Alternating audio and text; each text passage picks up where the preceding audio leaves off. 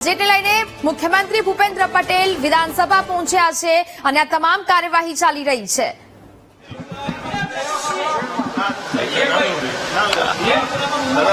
Budget આજે રજૂ થયું છે, કંઈ પણ આપવામાં આવી છે, જનકલ્યાણકારી બજેટ લેવાનું છે. માન્ય નરેન્દ્રભાઈના નેતૃત્વમાં ગુજરાત સરકારના માન્ય નાણામંત્રી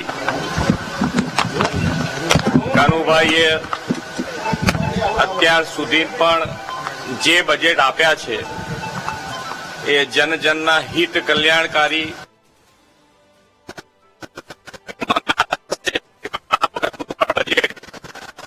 નાણામંત્રી કાનુભાઈ ખૂબ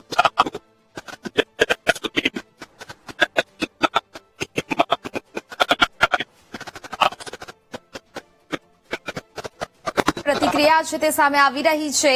જે પ્રકારે કોંગ્રેસ દ્વારા પણ અનેક માંગો કરવામાં આવી રહી છે, ત્યારે હવે આ બજેટ પહેલા એક બાદ એક પ્રતિક્રિયાઓ છે તે સામે આવી રહી છે. કલ્યાણકારી બજેટ હશે, લોકોની સુખાકારી અને લોકોના લાભને ધ્યાને રાખીને આ